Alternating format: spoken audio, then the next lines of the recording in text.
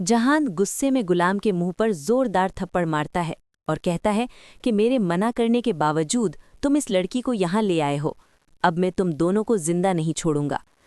उसी वक्त सुंदरी गुलाम के सामने आकर खड़ी हो जाती है और कहती है कि जो करना है मेरे साथ करें, गुलाम बेकसूर है, उसने सिर्फ मेरी मदद की है। जहान और भड़क जाता है।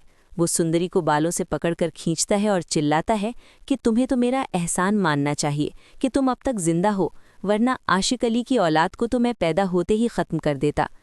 ये देखकर गुलाम तुरंत सुंदरी को छुड़वाता है और कहता है कि इसका इस दुनिया में कोई नहीं है और मैं इससे शादी करना चाहता हूँ।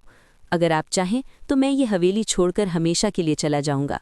वैसे भी ये वही लड़की है जिसे बादशाह ढूंढ रहा है। अगर ये उसे मिल गई तो वो इससे शादी करके रहेगा। ये सुनकर जहान के होश उड़ जाते हैं।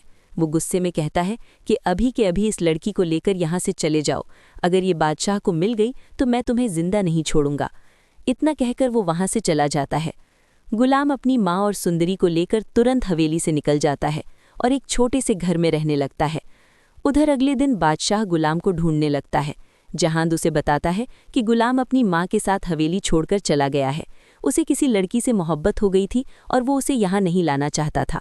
बादशाह ये सुनकर हैरान हो जाता है और कहता है कि गुलाम ऐसा नहीं कर सकता। अगर ऐसा कुछ होता तो वो मुझसे ज़रूर कहता। वो चुपचाप कभी नहीं जाता। वो कसम खाता है कि जहाँ भी होगा मैं उसे ढूंढ निकालूंगा। बादशाह हर जगह गुलाम को तलाश करना शुरू कर देता है और उसका नंबर ट्रेस करवाता है। आखिरकार उसे गुलाम का पता मिल जाता है।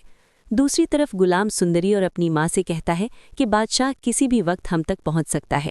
बेहतर है कि हम तुरंत निकाह कर लें और फिर यहाँ से हमेशा के लिए चले जाएं। निकाह की तैयारियां शुरू हो जाती हैं। गुलाम मौलवी साहब को लेकर घर आता है और निकाह शुरू होने ही वाला होता है कि दरवाजे पर जोरदार दस्तक होती है। अचानक बादशाह घर में दाखिल हो जाता है। उसे देखकर गुलाम और सुंदरी के होश उड़ जाते हैं। बादशाह गुस्से में गुलाम के पास आता है और उसके मुंह पर थप्पड़ मारता है और कहता है कि मैंने कभी नहीं सोचा था कि तुम इतना बड़ा धोखेबाज निकलोगे। तुम्हें पूरी दुनिया में यही लड़की मिली थी मोहब्बत के लिए, ये सिर्फ मेरी है। गुलाम सफाई देता है कि मुझे पहले नहीं पता था कि ये वही लड़की है, लेकिन बादशाह उसकी एक नहीं सुनता। वो तीनों को ज़बरदस्ती गाड़ी में बैठाकर हवेली ले जाता है। वहाँ जाकर वो गुलाम को एक कमरे में कैद करवा देता है और खुद सुंदरी से शादी की तैयारियां शुरू कर देता है। इसी दौरान ये सच भी सामने आ जाता है कि सुंदरी खुर्शीद की बेटी है।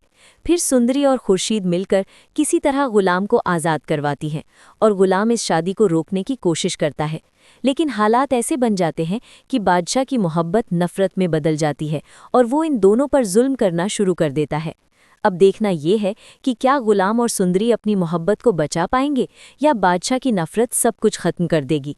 अपनी राय ज़रूर बताएं, वीडियो को लाइक करें और चैनल को सब्सक्राइब करना मत भूलिए।